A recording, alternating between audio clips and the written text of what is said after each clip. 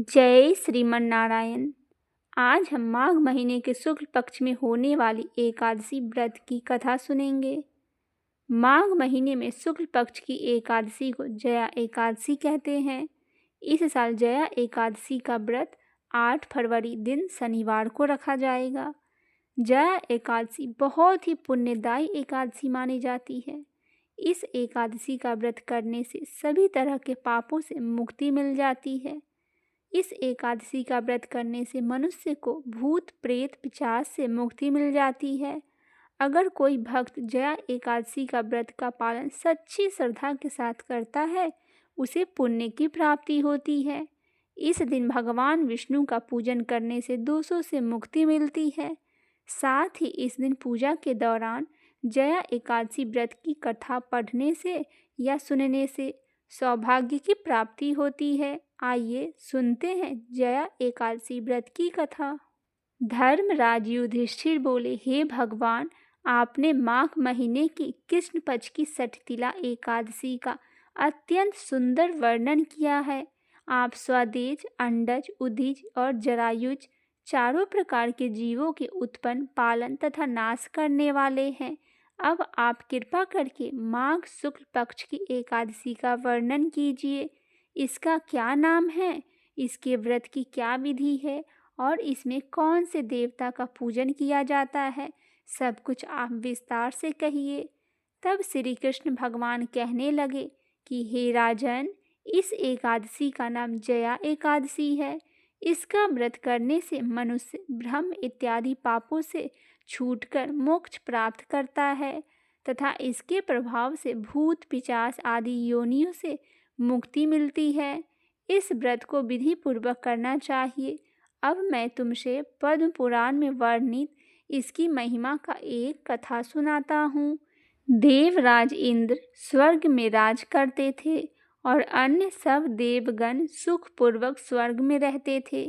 एक समय इंद्र अपनी इच्छा अनुसार नंदन वन में अप्सराओं के साथ विहार कर रहे थे और गंधर्व गाना गा रहे थे। उन गंधर्वों में प्रसिद्ध पुष्पदंत तथा उसकी कन्या पुष्पावती और चित्रसेन तथा उसकी स्त्री मालिनी भी उपस्थित थी। साथ ही मालिनी का पुत्र पुष्पावन और उसका पुत्र माल्यवन भी उपस्थित था। पुष्पावती गंधर्व कन्या माल्यवान को देखकर उस पर मोहित हो गई और माल्यवान पर काम बाण चलाने लगी। उसने अपने रूप, लावण्य और हाव भाव से माल्यवान को वश में कर लिया। राजन, वह पुष्पावती अत्यंत सुंदर थी। अब वे इंद्र को प्रसन्न करने के लिए गान करने लगे, परंतु परस्पर मोहित हो जाने के कारण उनका चित्त भ्रमित हो गया था। इनके ठीक प्रकार न गाने तथा स्वर ताल ठीक नहीं होने से इंद्र इनके प्रेम को समझ गए और उन्होंने इसमें अपना अपमान समझा, उनको श्राप दे दिया। इंद्र ने कहा, हे मूर्खों, तुमने मेरी आज्ञा का उल्लंघन किया है, इसीलिए तुम्हारा धिक्कार है। अब तुम दोनों स्त्री पुरुष के रूप में मृत्यु लोक में जाकर पिशाच रूप धारण करो और अपने कर्म का फल भोगो। इंद्र का ऐसा श्राप सुनकर वे अत्यंत दुखी हुए और हिमालय पर्वत पर दुखपूर्वक अपना जीवन व्यतीत करने लगे। उन्हें गंध, रस तथा स्पर्श आदि का कुछ भी ज्ञान नहीं था। वहाँ उनको महान दुख मिल रहे थे। उन्हें एक क्षण के लिए भी निद्रा नहीं आती थी। उस जगह अत्यंत शीत था, इससे उनके रोंगटे खड़े रहते थे और मारे शीत से दांत बजते रहते थे। एक दिन पिशाच ने अपनी स्त्री से कहा कि पिछले जन्म में हमने ऐसा कौन सा पाप किया था जिससे हमें यह दुखदायी पिशाच योनि प्राप्त हुआ है। इस पिशाच योनि से तो नरक के दुख सहना ही उत्तम है, अतः हमें अब किस प्रकार का पाप नहीं करना चाहिए। इस प्रकार विचार करते हुए वे अपने दिन व्यतीत कर रहे थे। देव योग से तभी माघ मास के शुक्ल पक्ष की जया एकादशी आई। उस दिन उन्होंने कुछ भी भोजन नहीं किया और न कोई पाप कर्म ही किए, केवल फल फूल खाकर ही दिन व्यतीत कर सायंकाल के समय महान दुख से पीपल के वृक्ष के नीचे बैठ गए।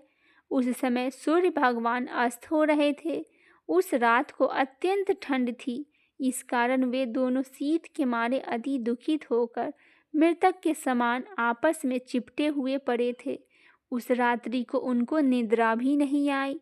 हे राजन, जया एकादशी के उपवास और रात्रि के जागरण से दूसरे दिन प्रभात होते ही उनकी पिशाच योनि छूट गई।